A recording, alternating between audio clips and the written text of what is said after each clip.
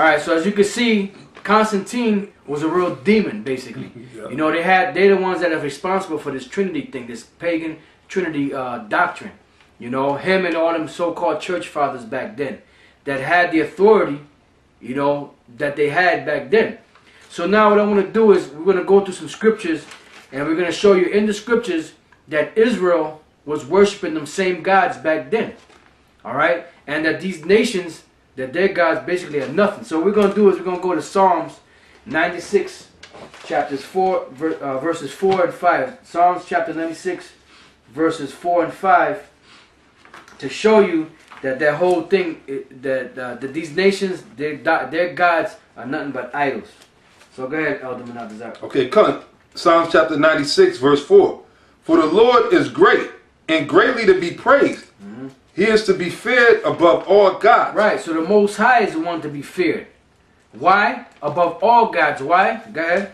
It says, he is to be feared above all gods, for all the gods of the nations are idols. For all the gods of the nations are idols, including Semiramis, including Nimrod, including Tammuz, including Pluto, Jupiter, Zeus, Apollos, Athena, Nimrod, the Persephones, all them, Persephones, you know, Baal, Ashtoreth, you know, Diana, all them are nothing but idols. Baphomet, even the gods that these witches worship. All right, go ahead. Right, it says, for all the gods of the nations are idols, but the Lord made the heavens. But the Lord, Yahweh, made the heavens. All right, so now go from there to Jeremiah 10 and 2. So these, being that these gods of these nations are nothing but idols, why are you going to worship them? Now, Amaziah was a great king, right? He did great things. He was taking crackers, Edomites, and throwing them off of mountains, and they were splattering off of the rocks. Yeah. And they were bursting. You hear it was just like in the World Trade Center when people were jumping off, they were coming down, and all you hear was splat, but it sounded like gunshots. Pow! Pow! Yep. Pow! And that's when them Edomites was falling off that cliff that he was pushing them off of. That's where they got the idea for 300. You know, when they was pushing, in the movie was they were pushing them Persians off. Those are really Edomites that were being pushed off by Jake. Amaziah did a great thing. Yeah. But then he turned around after he did all that and worshipped the gods that they were worshiping. You know? So why are you going to worship the gods of these nations, and the gods of these nations are nothing but idols? Right. And anytime, Elder Menadazar, you feel free to, you know, if you interject. No, Jeremiah chapter 10, verse 1 and 2. Jeremiah chapter 10, verse 1. Hear ye the word of the Lord. Hear ye the word which the Lord speaketh unto you, O house of Israel. Thus saith the Lord, learn not the way of the heathen. Right, learn not the way of the heathen. Why not? Because their gods are what? Idols. Go ahead. And be not dismayed at the signs of heaven. Right, be not dismayed at the signs of heaven, because you're seeing now all these things that are happening around the world, these different eclipses, solar eclipses, lunar eclipses, so-called shooting stars, comets, and all that, UFO alignments of the stars, of the planets, UFO sightings, and all that other stuff. Don't be dismayed by that. Go ahead. For the heathen are dismayed at them. For the heathen are dismayed at them. Because when you see these things happening, know that your salvation is near. Is that it?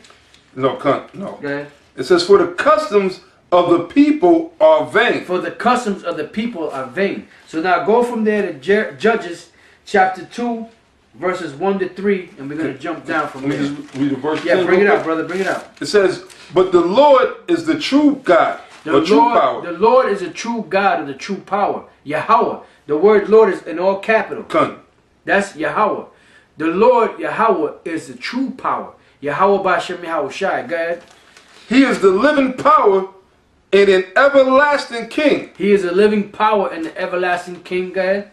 At his wrath, the earth shall tremble, and the nations shall not be able to abide his indignation. So them nations ain't going to rule. Why? Because the Most High, when he comes back, he going to take them out.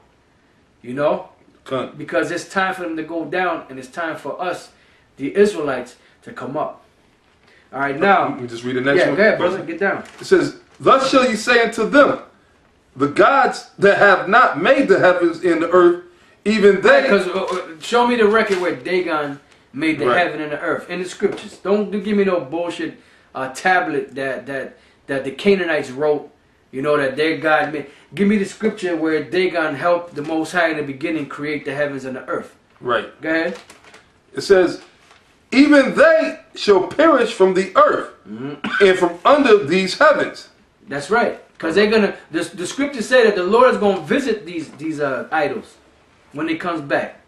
Yeah. So they're even gonna be visited, even though they're just wood and stone and whatever material they're made out of. Overlaid with silver and gold, the Most High is still going to visit them.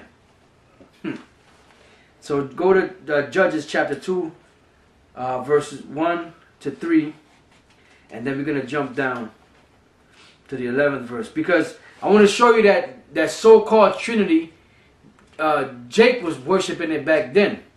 You know, but it wasn't called it. You know, it was called a Trinity within the custom of those nations, but there were certain names that were applied to those so-called gods. Right, it was different gods they were using as a Trinity. Yep. So go ahead, brother.